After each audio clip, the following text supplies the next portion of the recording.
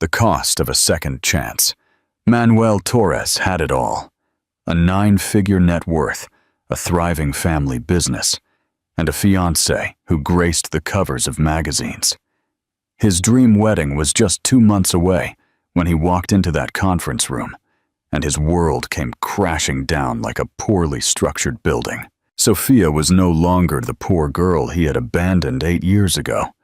Now, she was the country's most renowned architect, elegant, prosperous, and the mother of 8-year-old twin boys. Amid buried secrets, calculated revenge, and a love that endured the test of time, Manuel would discover that some truths are more devastating than any lie, and that winning back the only woman he ever loved might cost him everything he had built. The golden elevator ascended slowly through the floors of the corporate building, reflecting the diffused morning light through its tinted glass. Manuel adjusted his Italian silk tie for the 3rd time in 5 minutes, a nervous habit he had developed in the last few months. At 32, he had everything a man could want: a 9-figure net worth, a company as solid as reinforced concrete, and a fiancée who appeared on magazine covers. Still, there was something hollow in his chest, like an echo in an empty apartment. That morning's meeting was important. Torres Engineering was about to launch its most ambitious social project, an educational complex in a low-income area of Santiago, which would serve over 2,000 children. The government wanted them to partner with the best architect, specializing in human-centered projects in the country, Sofia Mendiola. The name had appeared in the report as a unanimous recommendation. Manuel read it 3 times before his stomach clenched. It couldn't be the same person, not after so much time. But there he was, walking down the marble hallway toward the conference room, each step echoing like a countdown. He stopped in front of the frosted glass door, took a deep breath, and pushed the handle. She had her back to him, leaning over a wide table where architectural plans were spread out like maps of dreams.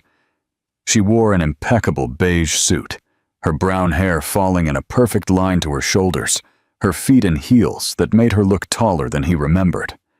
She was no longer the skinny teenager in faded jeans. This woman radiated a natural elegance, earned inch by inch. "Architect Mendiola?" Manuel's voice sounded to him as if it came from very far away. She turned slowly, as if she already knew whom she would find. And when their eyes met, time didn't just stop. It collapsed like a poorly structured building. Sophia had matured astonishingly. The face he had known as young and anxious now had a hard-won serenity. Her brown eyes were deeper, marked by tears he hadn't wiped away, and victories he hadn't witnessed. There was a strength there, a dignity that left him breathless. "Manuel Torres," she said, and her voice had the same rhythm as always, but a deeper, more confident tone. "How long has it been?" There was no surprise in her expression, no anger, just a professional neutrality that cut deeper than any scream. "Sophia, I didn't know you would be the architect for the project. You know now." She returned her attention to the plans. "We can begin." The meeting proceeded with a painful formality. Sophia presented her portfolio with the precision of someone who had built every achievement brick by brick. She spoke of inclusive spaces, of architecture that embraced communities, of dreams transformed into concrete and steel. Manuel listened, mesmerized not only by her competence, but by the passion that still shone in her eyes when she talked about building a better world. "The educational complex will have 3 main pavilions," Sophia explained, pointing to the drawings with a silver pen. "Each adapted for different age groups, but connected by a central plaza that will serve as the social heart of the community. Here, children won't just study, they will develop holistically." "How long will it take to be ready?" Manuel asked, trying to sound professional as he watched her delicate hands glide over the paper. 18 months, provided there are no external interferences. Her eyes lifted and locked with his, as long as everyone involved keeps their word. The insinuation was subtle, but it cut sharply. Manuel felt a blush creep up his neck. The presentation ended when the conference room door suddenly swung open. Two identical boys burst in like small hurricanes of pure energy, wearing toy yellow hard hats and carrying papers filled with colorful drawings. "Mom! Mom!" they shouted in unison, running toward Sophia. Manuel felt the floor disappear beneath his feet. Two boys, about 7 years old, with light brown hair and eyes that shone with a precocious intelligence. They were identical not just to each other, but they carried features he recognized from his own mirror. "Juan Carlos! Juan Sebastian!" Sophia said, opening her arms to them. "You're early today." "We finished the drawing of the water school," one of them said, holding out a paper where colorful fish swam among submerged desks.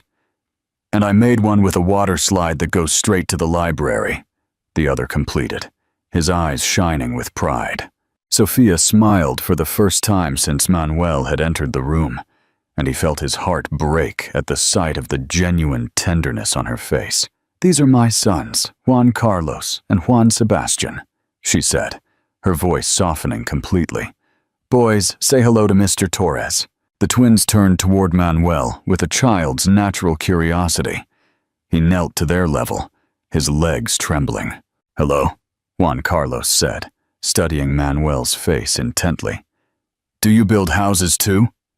"Yes, I do," Manuel replied, his voice hoarse. "Do you like to draw buildings?" "We love it," Juan Sebastian exclaimed. "Mom teaches us how to make real plans." The boy held out another drawing, more elaborate than typical childish scribbles. It was a simple house project, but with correct proportions and even measurement notations. "Wow," Manuel murmured, genuinely impressed. "You're very talented." "Dad was an architect too," Juan Carlos said, with the naturalness with which children speak of profound matters. "He died when we were little, but Mom says he's always watching our drawings." The silence that followed was as dense as a storm cloud. Manuel's eyes darted to Sophia, who had tensed slightly. "Boys, go to the drawing room," she said softly. "I'm almost done here." "Okay, Mom." Juan Sebastian waved goodbye to Manuel. "Goodbye, Uncle. You seem cool." When the boys were gone, the silence once again weighed on the two adults like a concrete slab. Manuel couldn't shake the apparent age of the boys, the features that seemed so familiar, the dates that lined up perfectly in his head. "How old are they?" he asked, trying to sound casual. 8, Sophia replied, gathering the plans from the table with precise movements. "They were born in April 2017. Manuel did the math automatically. April 2017. They had broken up in June 2016. The timeline fit perfectly, like puzzle pieces he didn't want to put together. "Sophia, I need to ask you something." "No." The answer was quick, definitive. "You don't need to ask anything. The meeting is over. You'll have my response about the project in 48 hours. She headed for the door, but Manuel took a step forward, partially blocking her way. "Please, 5 minutes." Sophia stopped, but didn't turn to look at him. She stood there in profile, her chin held high in a posture he remembered well. "You disappeared," Manuel said, his voice low, but intense. "One day you were there, at the site, showing me your drawings, talking about the projects you wanted to do. The next day you were gone. You didn't answer calls. You changed your address. You discarded me." Sophia finally turned, and there was a coldness in her eyes he had never seen before. "I didn't discard you, Manuel. You pushed me away. Not with words, but with silences, with embarrassed looks when your friends showed up, with cheap excuses to cancel dates. I got the message. My father, your father didn't date me. You did." She took a deep breath. And when it was time to choose, you chose his approval instead of fighting for me. The truth landed between them like a hammer on glass. Manuel closed his eyes, reliving the cowardice that had haunted him for years. I was young. I was afraid of… What? Of being disinherited? Sophia laughed, but there was no humor in it. I was afraid of not having money for the bus fare on Monday. Afraid of not being able to finish college. Afraid that my dreams were too small for your world. But I would have faced anything for you. Anything. And now? Manuel asked, his voice almost a whisper. Do you hate me? Sophia studied him for a long moment, as if evaluating a complex project. No, she finally said. Hate demands an energy I no longer have to waste. You are the past, Manuel. A chapter that has already been written, revised, and archived. And the boys? What boys? The question was loaded with an innocence that fooled no one. They are Diego's children, my children with my husband, who died in a poorly managed construction site accident while trying to provide for the family we built together. Every word was uttered with surgical precision. Any other questions you have about my personal life are irrelevant to this professional project. Manuel felt as if he had been punched in the stomach, not by the confirmation he was seeking, but by the raw pain in her voice when she mentioned her dead husband. I'm so sorry for your loss. Thank you. Sophia took her folder and headed for the door again. You'll have my proposal by Thursday. Sophia, wait. She stopped at the door, her hand on the handle. Don't look for me outside a professional context, Manuel. Don't try to rewrite our history. Some bridges, when they fall, should not be rebuilt. We must simply learn to cross the river another way. And she walked out, leaving behind only the subtle perfume of jasmine he remembered from so long ago, now mixed with the more mature fragrance of a woman who had learned to live without him. Manuel sank into one of the chairs, his head in his hands. For years he had convinced himself he had made the right decision, that he had saved Sophia from a world that wouldn't accept her, that he had been noble in giving up love to protect her from his family's cruelty. But the truth was there, as clear as the building's glass. He had been a coward, and she, the girl he judged too fragile for his world, had built an empire of her own, while he was content to inherit someone else's. His cell phone vibrated. A message from Isabella, his fiancée. Love, don't forget we have dinner with the Alarcons tonight. Should I wear the blue or the gold dress? Manuel stared at the screen without really seeing the words. Isabella Villarreal, 28, 2 million followers on Instagram, a publicist who worked as a digital influencer, pretty, ambitious, and perfectly suited to his family's standards. Everything Sophia had not been, and everything in which she was infinitely superior. Outside, Santiago buzzed in its eternal dance of cars, people, and dreams. But there, in that silent room, Manuel Torres was facing the real weight of his choices for the first time, and he wondered if there was still time to build bridges over rivers he had widened himself. In the rooms next door, the sound of children's laughter echoed. Juan Carlos and Juan Sebastian were playing as they waited for their mother to finish packing her materials. The sound cut through the walls like an old melody, awakening in Manuel a nostalgia for something he had never had. A family built on love, and not on convenience. He stayed there until the sounds faded, until Sophia's and the boys' footsteps disappeared down the hall. Only then did he get up, adjust his tie one last time, and prepare to return to his life as the perfect heir. But something had changed irrevocably that morning. A foundation had been shaken, and Manuel knew that nothing would be solid again until he found a way to rebuild what he had destroyed with his own cowardly hands. Do you believe Manuel deserves a second chance with Sophia? What would be the biggest challenge he would face in earning her trust back? An unexpected connection. 3 weeks after their first encounter, Manuel was obsessed. He had hired a discreet investigator to find out details about Sophia's life, but the information only deepened his doubts. Diego Lopez had died in September 2019, when the boys were 2. But there were no clear medical records of the exact date of the twins' birth, only the official certificate that indicated April 2017. The math wouldn't leave his head. They had broken up in June 2016, and the boys were born in April 2017, 10 months later. Wait. No. 9.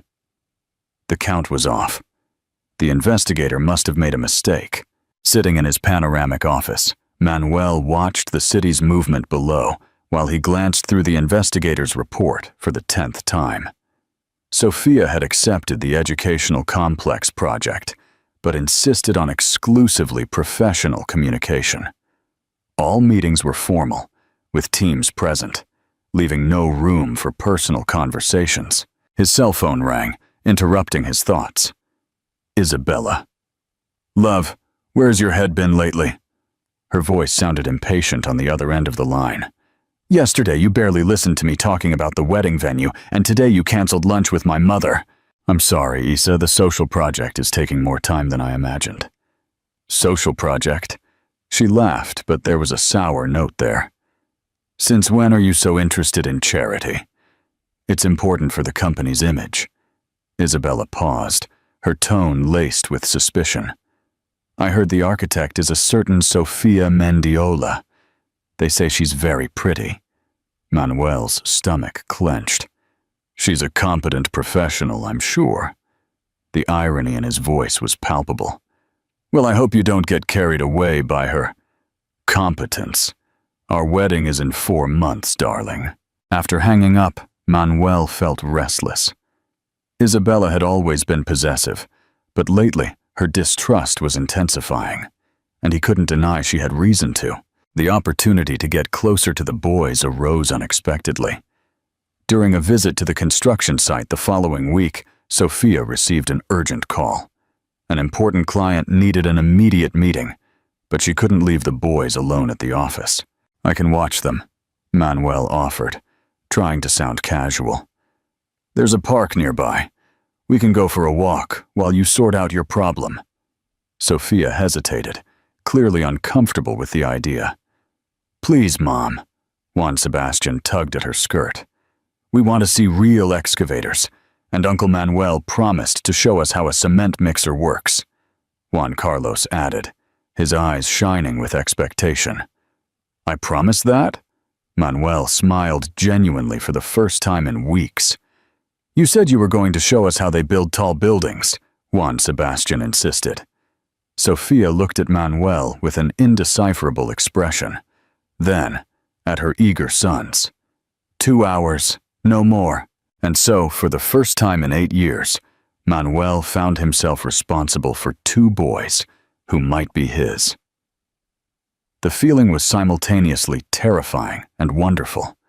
The twins were pure, concentrated energy. They ran around the construction site asking a million questions.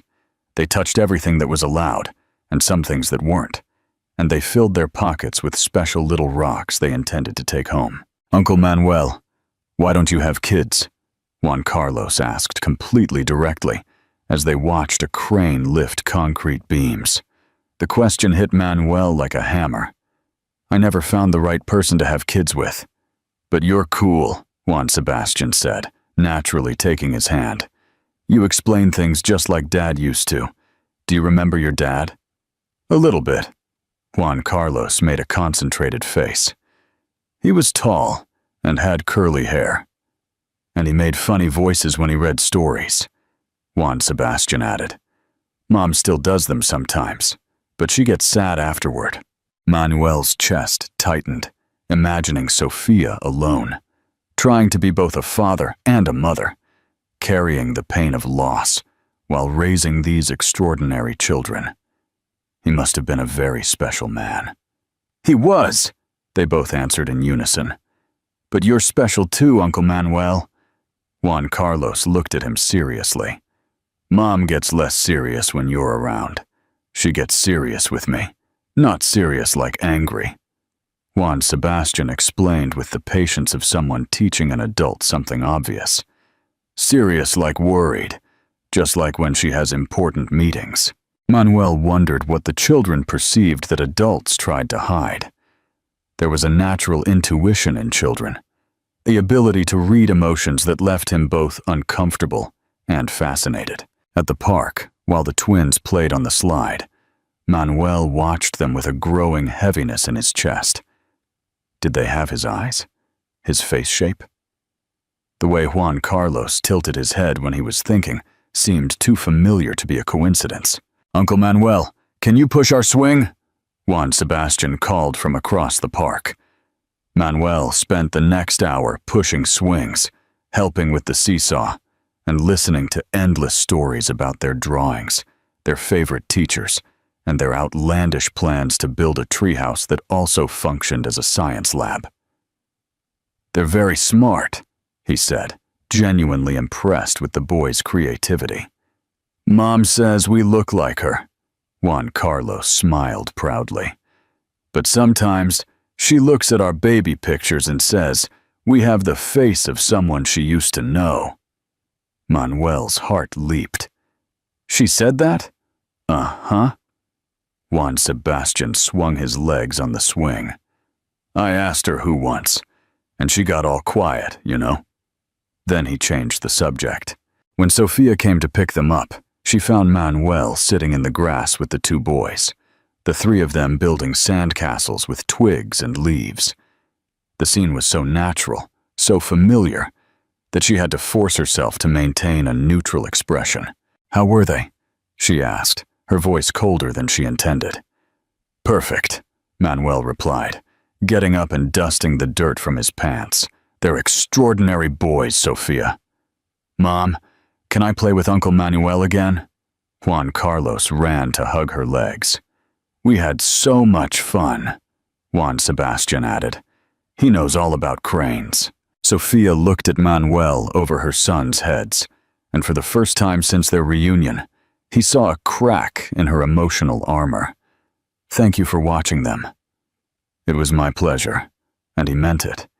If you need me to again, it won't be necessary. But 3 days later, she called. She had an office emergency. A pipe had burst, and she needed to be there to supervise the repairs, but the nanny had called in sick. This time, Manuel took the boys to his penthouse. They were ecstatic with the panoramic view of the city, running from window to window, identifying the buildings they knew. Wow, you live in the sky, Juan Sebastian exclaimed, pressing his face against the glass. Almost, Manuel laughed. Want to see the terrace? In the terrace garden, the twins discovered the small vegetable patch Manuel maintained more for therapy than for necessity. They spent an entire hour planting basil seedlings, making a monumental mess, and soaking each other with the hose. Uncle Manuel, are you rich? Juan Carlos asked with a child's typical bluntness. Why do you want to know that? Because our old house was small, and our new one is big. Mom says we work hard to have good things, and you have a lot of good things, Juan Sebastian observed, pointing to the infinity pool. So, you must work a lot. I do work hard, but having a lot of things isn't the most important thing. What's the most important thing then? Manuel looked at their two dirt-smudged faces, their hair messy from the wind, their sincere smiles, and felt something stir in his chest, something he had locked away a long time ago, having special people to share those things with. You don't have special people? Juan Carlos asked, genuinely concerned. I have a fiancé. Is a fiancé the same as a wife? Juan Sebastian interrupted. More or less. We're getting married in a few months. Is she cool like Mom? The question caught Manuel off guard. He tried to imagine Isabella there, playing in the dirt, soaked with water, laughing with two mischievous boys. The image simply wouldn't form. She's different from your mother. Different how? More. He searched for words the boys would understand. Worried about looking pretty. Oh. Juan Carlos seemed to understand immediately. Just like Aunt Fernanda, Mom's sister. She takes 3 hours to get ready just to go to the market. And you can't touch her after she gets ready, Juan Sebastian added. Or else she gets mad. Manuel laughed, recognizing the description. But the laughter died when he realized he was comparing his fiancée to an aunt the boys clearly found boring. When Sofia arrived to pick them up at the end of the afternoon, she found the three of them asleep on the living room sofa. Manuel in the middle, with a boy curled up in each arm, all exhausted after an afternoon of play. She stood in the doorway for a long moment, watching the scene. There was something disturbingly natural about it, as if those bodies knew exactly where they were supposed to be. Sofia? Manuel woke up first, blinking in confusion. Sorry for the delay. The damage was worse than I thought. No problem. She approached to wake the boys gently. They were little angels.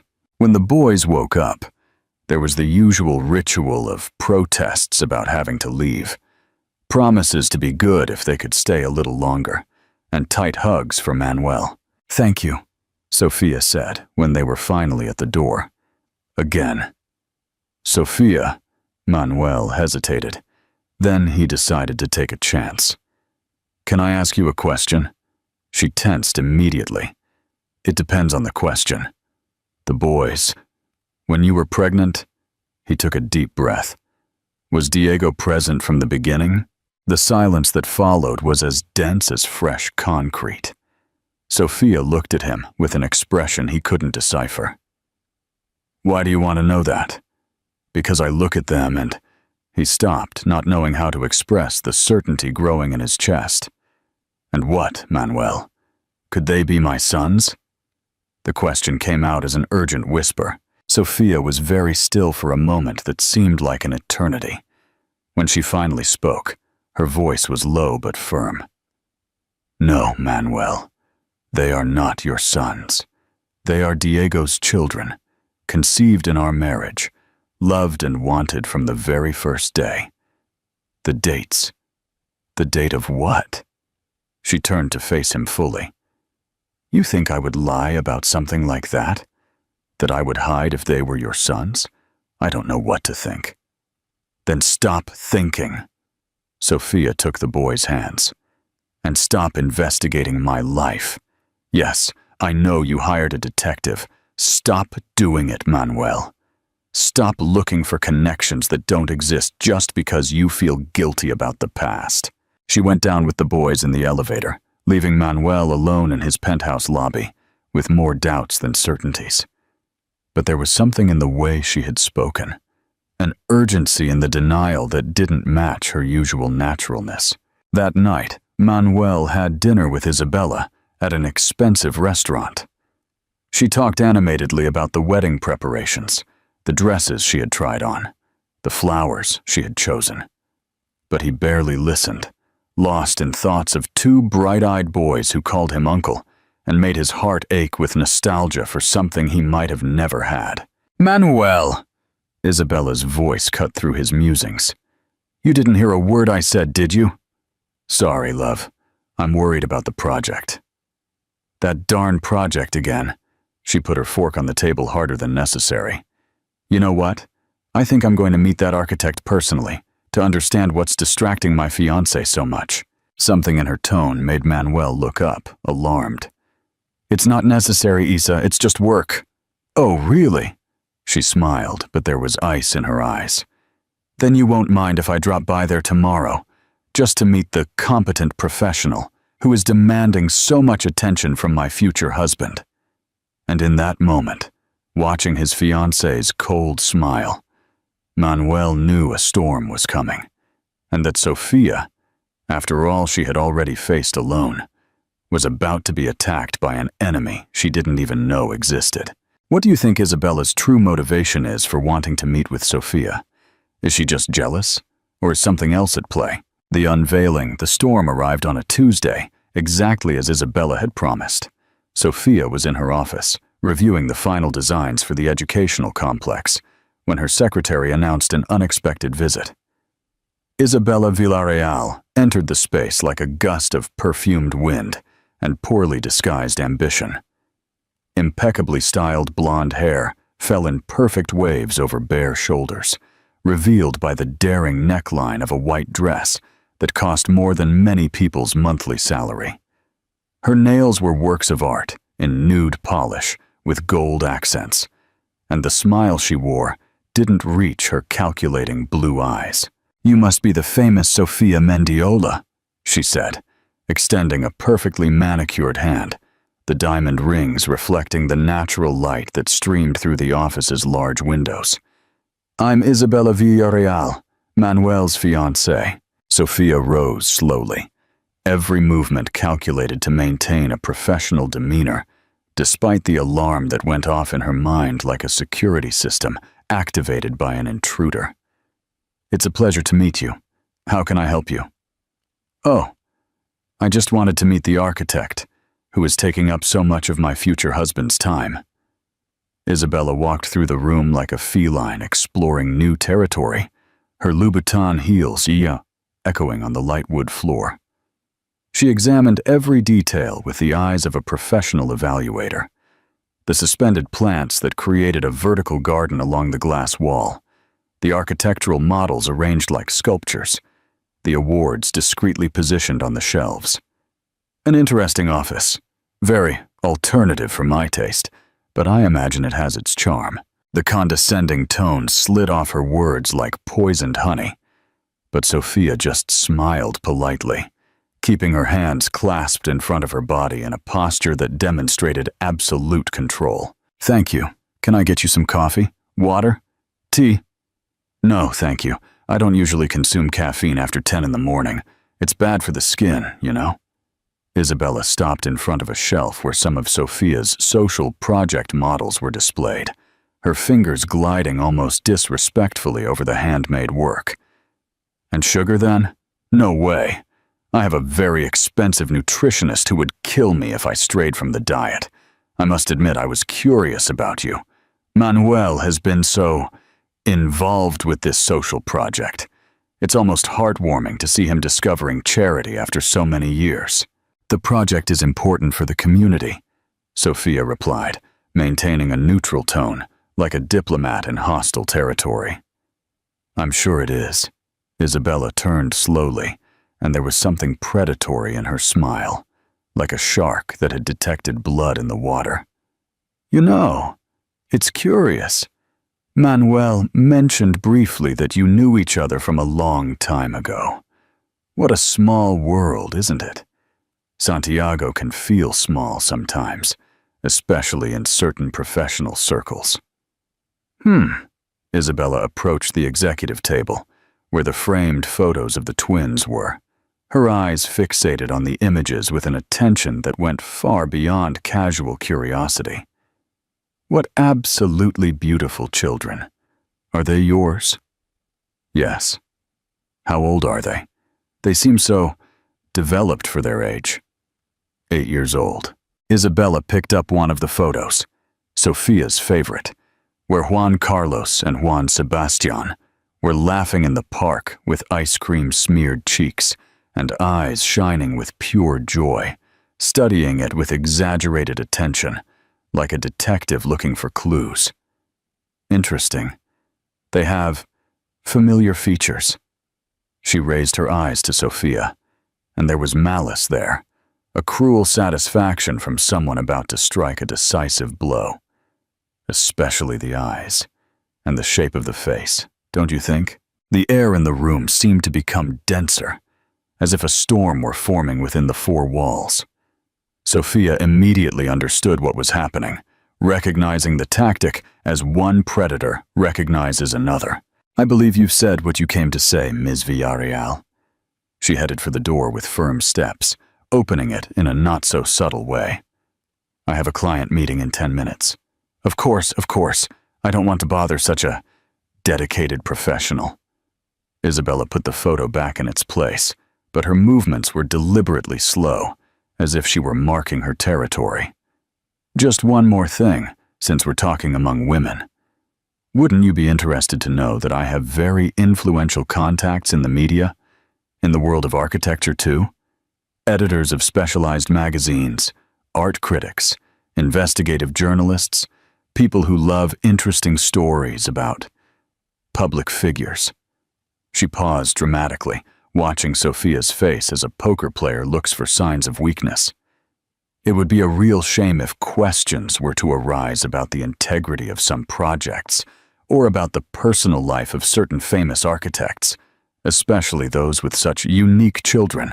The silence that followed was charged with poorly disguised threat, heavy as a storm cloud about to break. "Are you threatening me?" Sophia asked, her voice low but firm as reinforced concrete foundations. "Me? I would never do such a thing." Isabella laughed, a crystalline, false sound like synthetic glass. "I'm just observing that reputations are such fragile things, built over years, but that can crumble in a matter of days, with the right information reaching the right people. And it would be terrible if something were to harm a single mother's career, especially a mother with such interesting family secrets." Sophia felt anger rise like lava in a volcano, hot and destructive, but she maintained her composure with the self-control she had learned from years of fighting alone. She would not give Isabella the satisfaction of seeing her upset. "I think it's best you leave, now." Naturally. Isabella headed for the door with a calculatedly slow pace. Then she stopped at the threshold, turning with a smile that looked like it had been sculpted from ice. "Oh, and Sophia, stay away from my fiancé. Some men have a tendency to get confused about the past, especially when certain influences reappear in their lives. It would be a shame if that confusion cost everyone involved dearly, including innocent children." And she left, leaving behind only the echo of her expensive perfume mixed with the venom of her words, and the feeling that a bomb had not only been armed, but also detonated.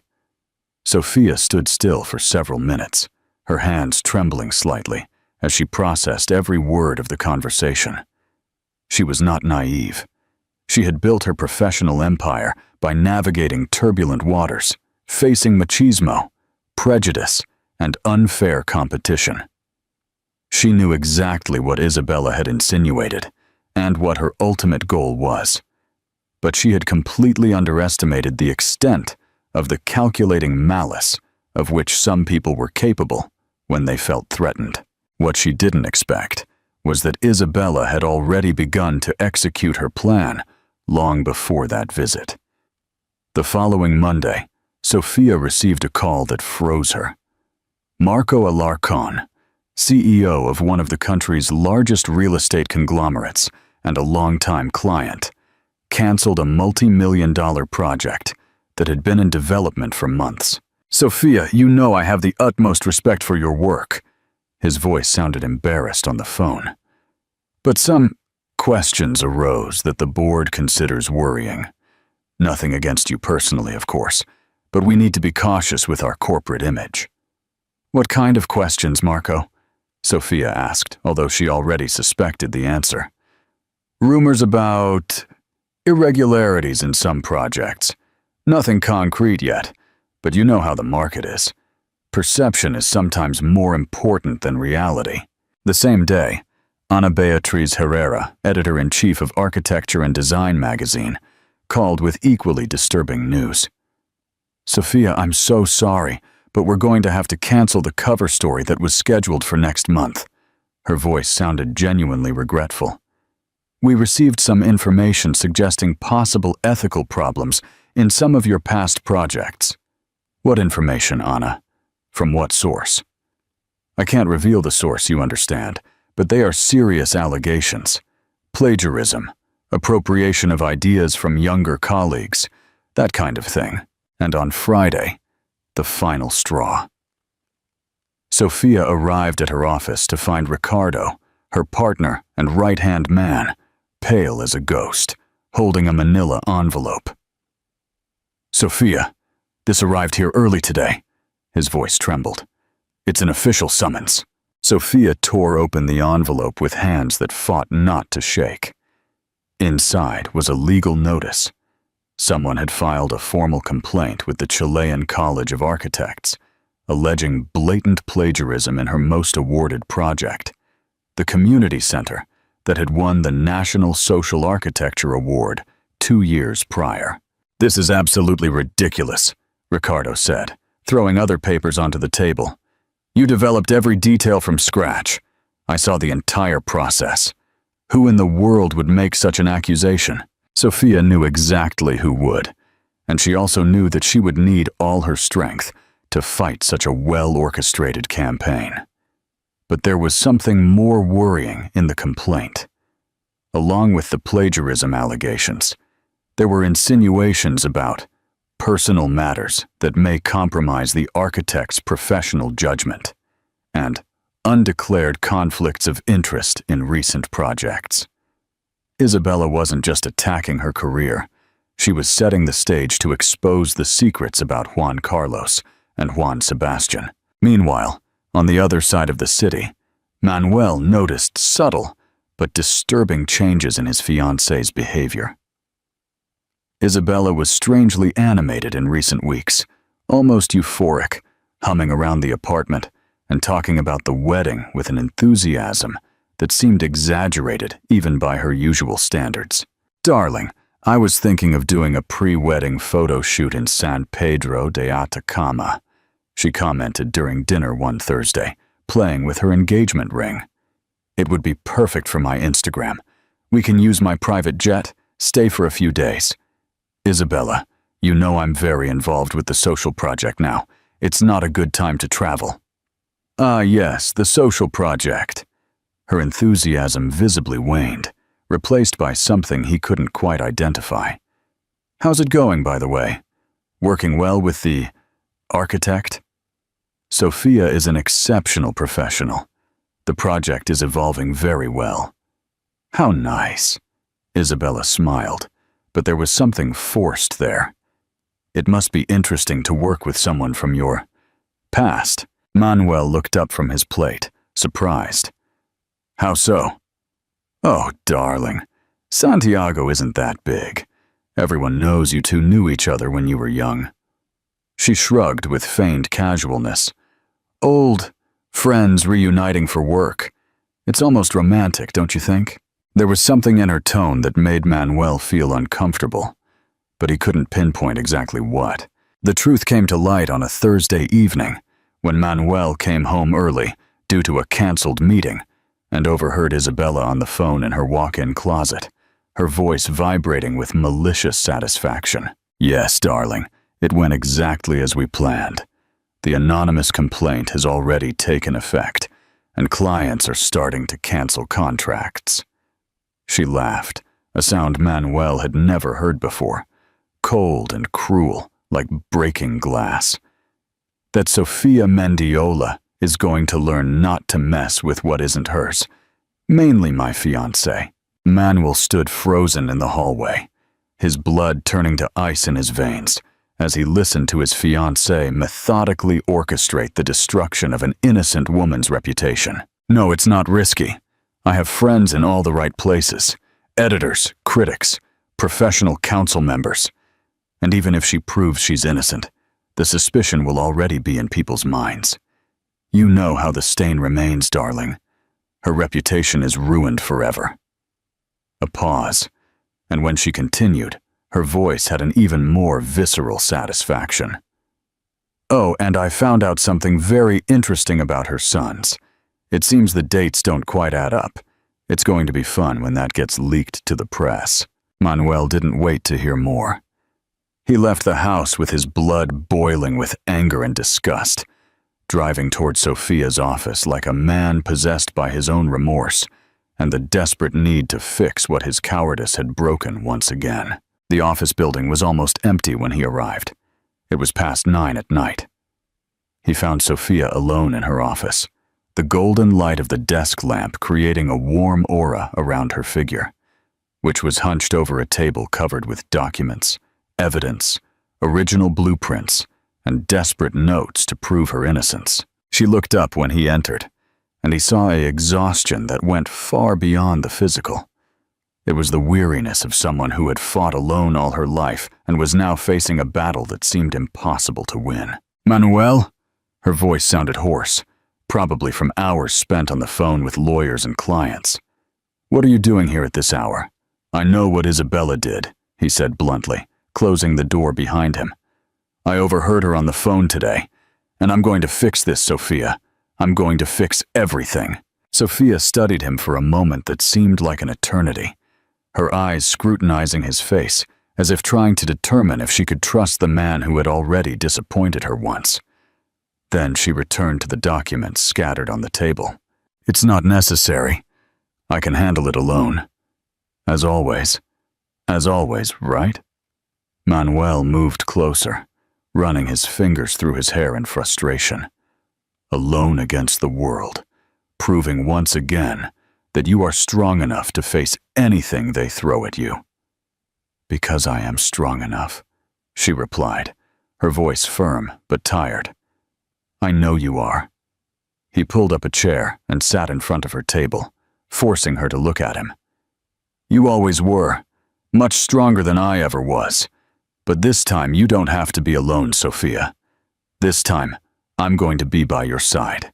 Sophia stopped writing and looked directly at him, and he saw there not only exhaustion, but a deep pain that went far beyond the current situation.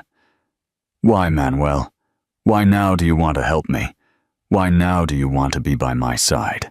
"Because 8 years ago I was a miserable coward. Because I let my pathetic fear be bigger than my love for you. Because I abandoned the only woman who ever made me want to be a better version of myself." Manuel took a deep breath, the words coming out like confessions torn from his chest. "And because during these weeks, spending time with you and the boys, I remembered who I really want to be. I remembered the person I was when I was with you. Sophia, I know Juan Carlos and Juan Sebastian aren't my biological sons." He interrupted her gently, taking her hands across the table. "You made that clear, and I believe you. But when I'm with them, when I see the way they laugh, how they draw, how they look at me with those eyes full of confidence, I feel as if they are my own. And when I'm with you, when I see the incredible woman you've become, the extraordinary mother you are, I feel as if I am home for the first time in my life." Sophia was still for a long moment, tears glistening in her eyes without falling. When she finally spoke, her voice was lower, more vulnerable. "You're engaged, Manuel. You're going to marry a woman in 2 months who clearly loves you enough to destroy other people for you. I'm not going to marry her." The certainty in his voice surprised her. "I can't marry someone capable of doing what she did to you. Someone who attacks a mother through her own children.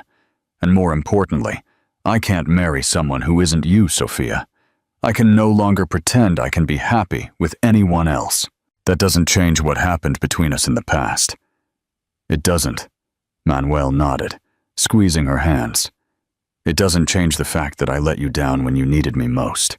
It doesn't change the fact that you built an entire life, a family, a brilliant career without me. But perhaps we can build something new, on more solid foundations this time. Foundations based on honesty, courage, and true love." Sophia looked at him for a long time, as if she were evaluating a complex architectural project, calculating structural risk and construction possibilities. "First, we're going to sort out this plagiarism issue in the smear campaign," she finally said. "After that, we'll talk about foundations." Manuel smiled for the first time in weeks, and it was a genuine smile, full of hope. "It's a start." They worked all night, side by side, like in the old days, gathering evidence, chronologically organizing documents, and preparing an irrefutable legal defense. Manuel called the best lawyers he knew, while Sophia compiled every detail of the creative process for the project accused of plagiarism. "Look at this." She showed him a sequence of dated sketches. Every stage of development is documented, from the first scribbles to the final project. I have photos of the process, testimonials from colleagues who followed the development, even the receipts for the materials I bought to make the models. "Isabella underestimated you," Manuel said, admiring the meticulous organization. "She thought she could take down someone who doesn't know the meaning of not being a professional." By morning, with the first rays of sun coming through the office windows, they had a plan. But there was one more thing Manuel needed to do, something he should have done 8 years ago. "Sophia, I need to go confront my father. I need to tell him I'm no longer going to live my life based on the fear of his disapproval." "Are you sure? You know what that could mean? It could mean being disinherited, losing your position in the company, being rejected by the family." Manuel stood up, adjusting his wrinkled tie. "But for the first time in my life, I have the absolute certainty that the risk is worth it." What do you believe is the single most important action Manuel needs to take to earn Sophia's trust back? A new beginning, the confrontation at the Torres mansion was less dramatic than Manuel expected, but infinitely more revealing. "Father, I need to call off the wedding," he announced, finding Antonio in the office, where so many family decisions had been made over the years. Antonio Torres looked up from the financial report he was reading, his reading glasses perched on the tip of his nose. "Cancel. 2 months before the ceremony. All the invitations have already been sent. The vendors booked. Father, I found out who Isabella really is, and I can't marry someone like that. She is destroying the reputation of an innocent woman out of pure jealousy. She is attacking a mother through her own children." "And who do you plan to be the substitute?" Antonio asked. But there was something in his tone that suggested he already knew the answer. "Sofia Mendiola, the architect." It wasn't a question, but a thoughtful statement. "That same girl you fell madly in love with 8 years ago. The same, except now she's no longer a girl without resources. She's one of the most respected and successful architects in the country. Rich by her own merit, talented, a woman of integrity. And even if she were still poor, even if she were still that student without money for bus fare, I would choose her. Because I love her, Father. I always have." Antonio was still for a moment that seemed like an eternity, studying his son with the unreadable expression he had perfected over decades of commanding businesses. "Are you willing to give up the family's approval for her, to risk your position in the company, your future in high society?" "If necessary, yes, because I've discovered that none of that is worth anything if I can't share it with the person I love." The older man folded the report carefully. He took off his glasses and cleaned the lenses with slow, deliberate movements. "Well, then you'd better know that I invited her to dinner here at home next Saturday." Manuel blinked, completely lost. "What do you mean?" "I said I invited her to dinner. With her sons, of course." Antonio smiled for the first time in months. "After I personally investigated her work, after I learned about the international awards, the social projects, the impeccable reputation she built, I realized that perhaps I judged the situation incorrectly 8 years ago." Manuel's jaw dropped. "Sofia Mendiola is exactly the type of woman our family needs. Smart, determined, with solid principles, and enough morals to keep my stubborn son in line." Antonio got up and walked to the window that overlooked the garden. "Besides, I found out she was invited to teach at Harvard for a semester, that her projects are being used as a reference in universities all over the world, that she is, without a doubt, one of the best architects not just in the country, but in Latin America. Father, just one thing, son. Antonio turned to look at him directly. This time, don't be an idiot. A woman like her won't give you a third chance, and frankly, she shouldn't. Manuel was speechless, processing the fact that his father not only approved of Sofia, but genuinely admired her. What changed your mind about her? Nothing changed, Manuel. My opinion of the person she was already wrong 8 years ago. I judged by her background, not by her character, by her bank account, not by her potential. It was pure prejudice, and I'm ashamed of it. Antonio returned to his desk. Sofia became exactly what I always said I wanted in a daughter-in-law. A strong, successful woman who wouldn't need our money and who would make my son a better person. The difference is that she achieved all that on her own, without our help. In fact, despite our interference. The plagiarism complaint was dismissed in 2 weeks. As soon as Sofia presented all the documentation proving not only the originality of her work, but also the detailed timeline of each stage of the creative process.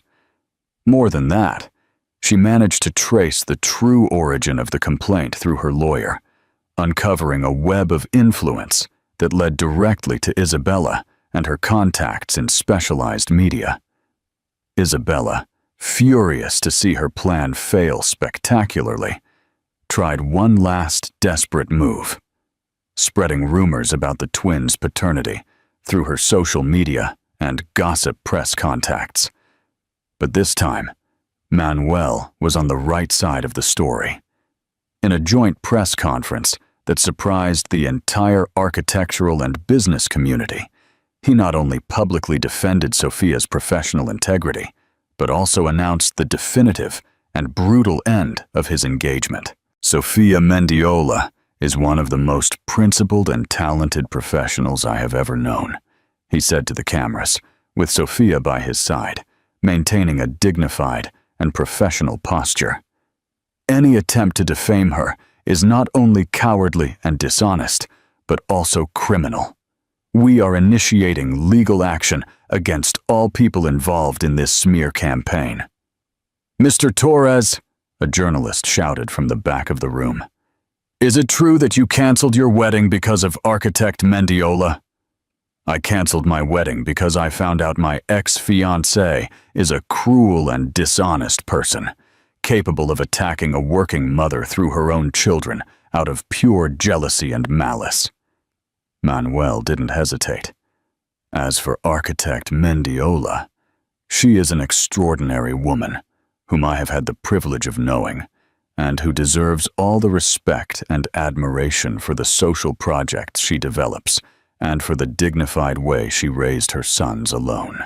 Isabella lost several advertising contracts after the truth about her smear campaign came to light. Major brands canceled partnerships, her digital influencer agency terminated her contract, and her social media reputation never fully recovered. What she had planned as Sofia's destruction became her own social ruin. But for Manuel and Sofia, that was just the beginning of a much more important and complex reconstruction. The dinner at the Torres mansion was initially tense, but transformative. Juan Carlos and Juan Sebastian were genuinely impressed with the size of the house, running through the gardens and asking 1,000,000 questions about every architectural detail of the historic property.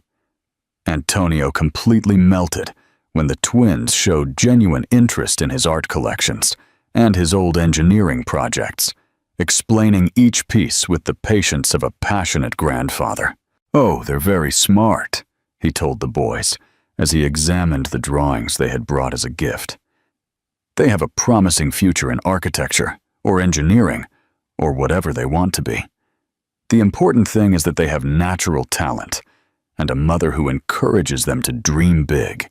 Sofia and Manuel watched the scene from across the room, a different tension floating between them. No longer the tension of conflict, but the tension of possibility, of reconstruction, of an uncertain but hopeful future.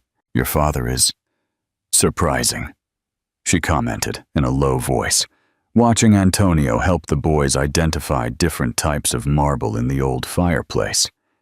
He can be a difficult and stubborn man, but he's not fundamentally bad. Manuel paused. Then he turned to look at her completely. Sophia, can I take you to see a place tomorrow? It's very important to me. For us. What place? You'll see. Do you trust me? What do you think is the significance of the place Manuel wants to take Sophia and the boys? Why is it so important to him? Building a new foundation the next day, on a golden, silent Saturday morning, Manuel took Sophia and the twins to the general cemetery, where Diego was buried. Sophia was genuinely surprised and deeply moved when he pulled the car up to the cemetery gates, immediately understanding the intention behind the gesture. "Why did we come here?" she asked, her voice thick with emotion. "Because before we build anything new and lasting, we need to honor and respect what existed before. We need to make peace with the past." Manuel knelt to the boy's level, who had brought flowers picked from Antonio's garden. "Juan Carlos, Juan Sebastian, I want to talk to you about your father, about Diego."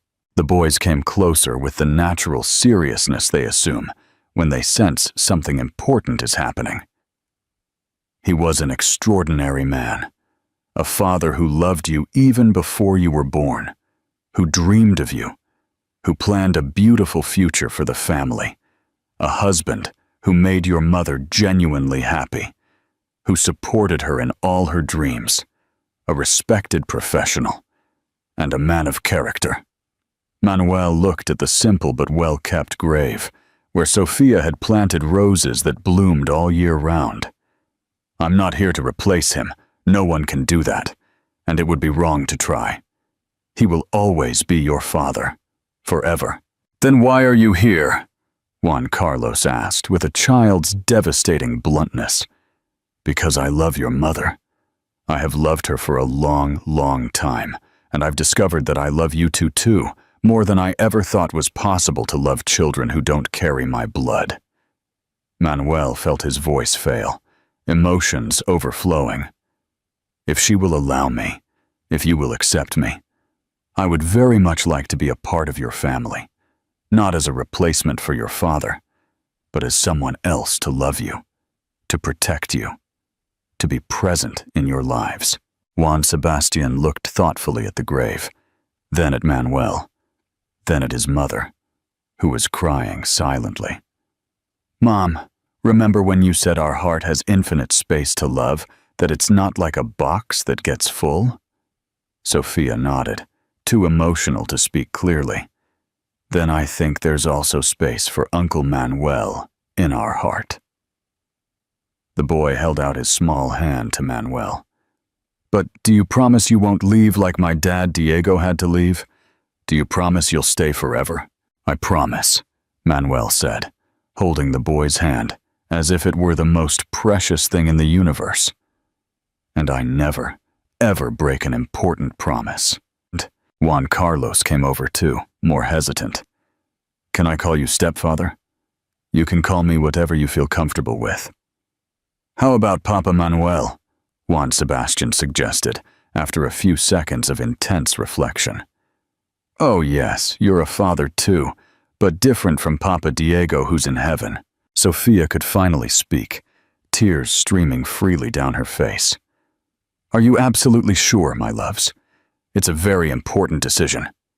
"We're sure, Mom," they both answered in unison, with the unshakable confidence of children who know something is right. She looked at Manuel, who was kneeling on the cemetery's dirt ground, holding her son's hands, with tears in his eyes and an expression of reverence she had never seen on him.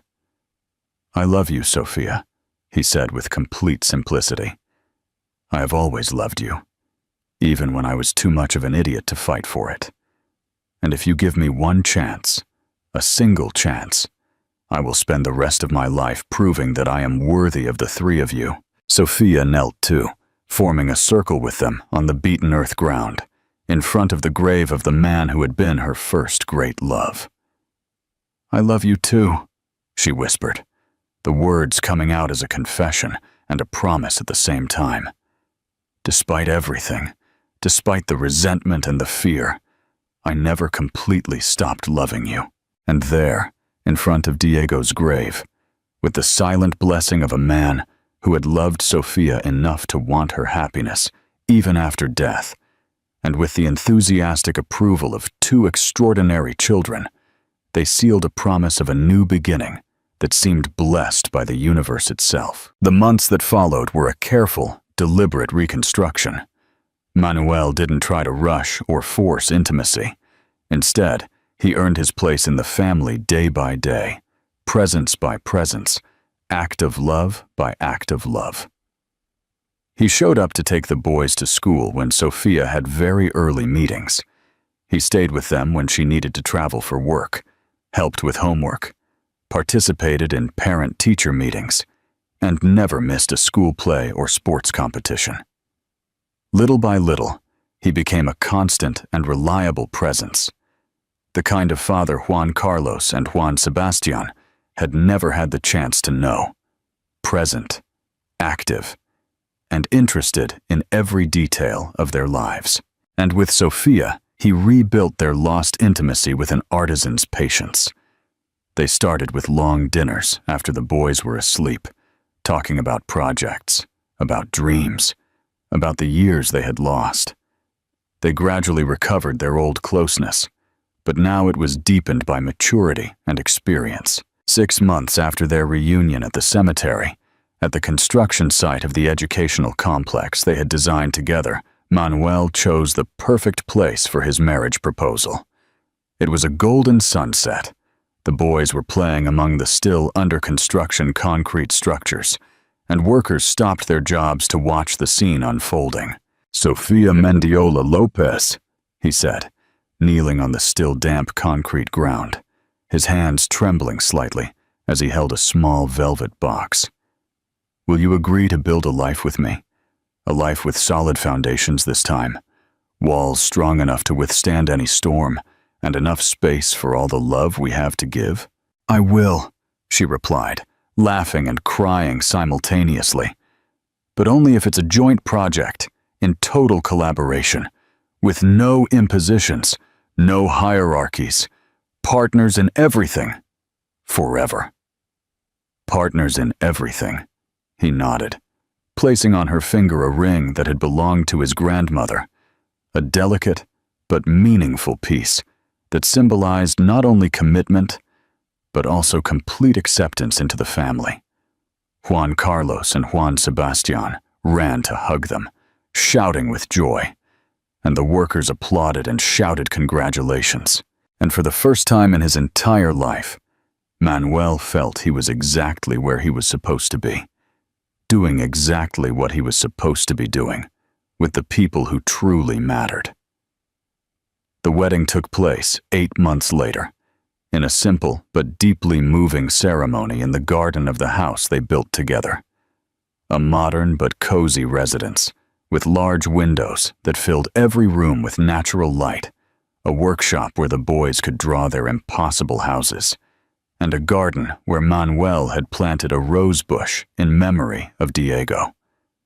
Antonio Torres openly wept when Sofia called him grandfather for the first time, and even more when the twins presented him with the architectural design for a treehouse, specially designed for the grandfather to be closer to the clouds. The ceremony was officiated by the same priest who had married Sofia and Diego, symbolizing continuity and not substitution.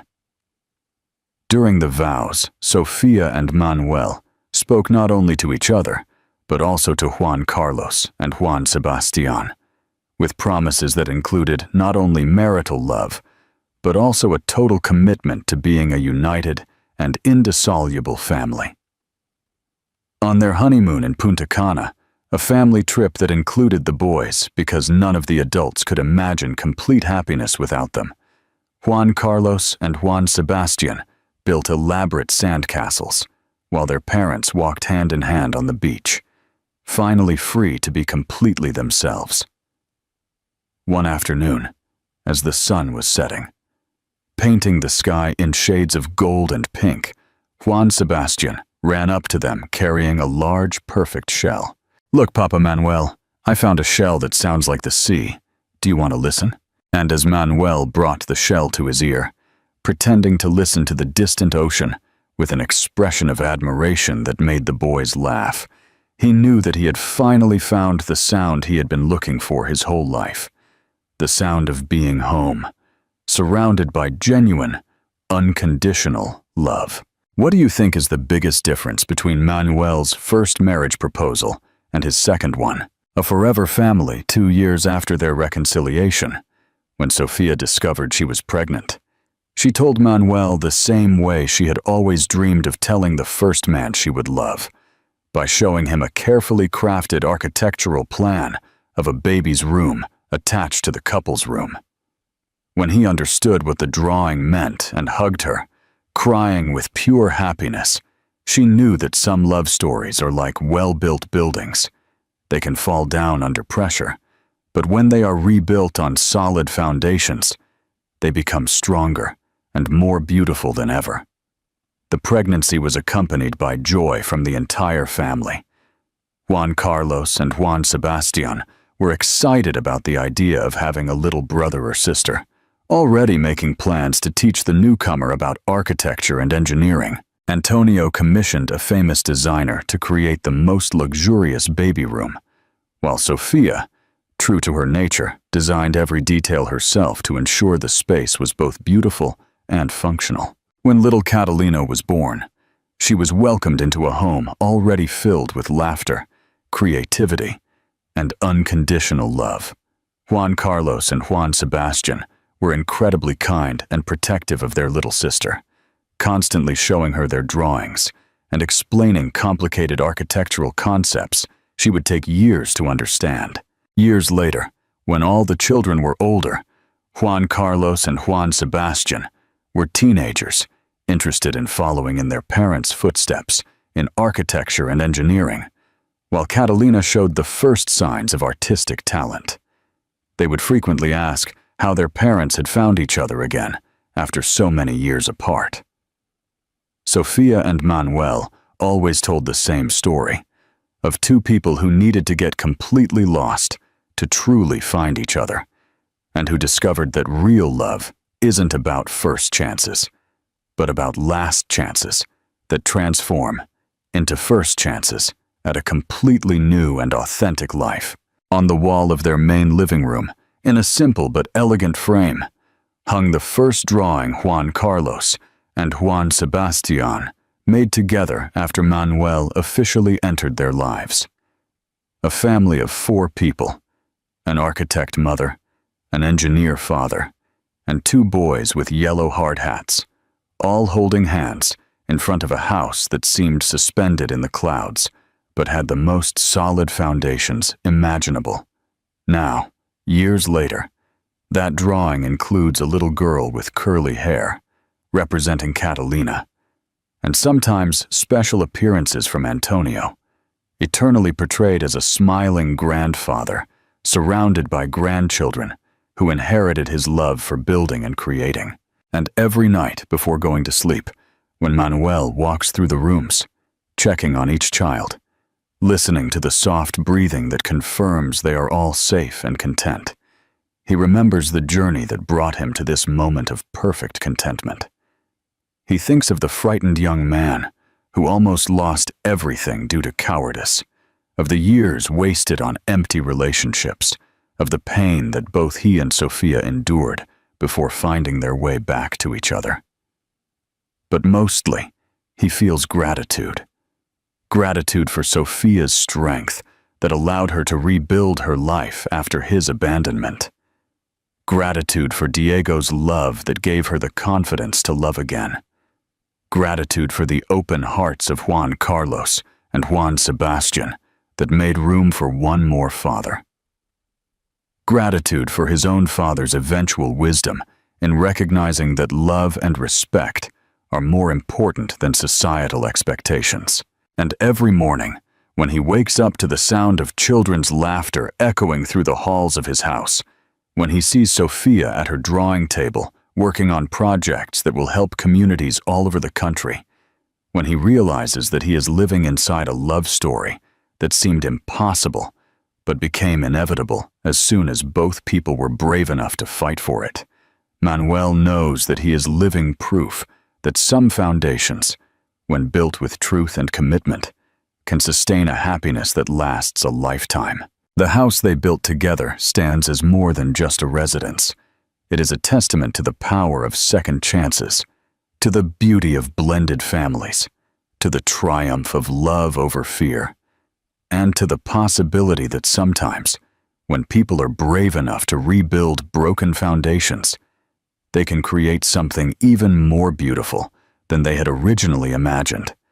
And every night, when the family gathers around the dinner table that Sofia designed and Manuel commissioned, surrounded by the laughter of children who know they are completely loved and protected, both parents remember the long journey that brought them to this moment of absolute contentment, and they know with the certainty that comes from having almost lost everything, that they will never again take the miracle of being together for granted. What do you believe is the main theme of this story?